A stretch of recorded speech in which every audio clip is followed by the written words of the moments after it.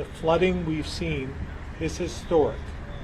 And as waters begin to recede, at least for the time being, we'll be surveying the damage done to infrastructure, homes, and businesses.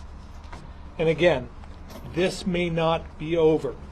With rain in the forecast and nowhere for it to go, we could see waters rise again.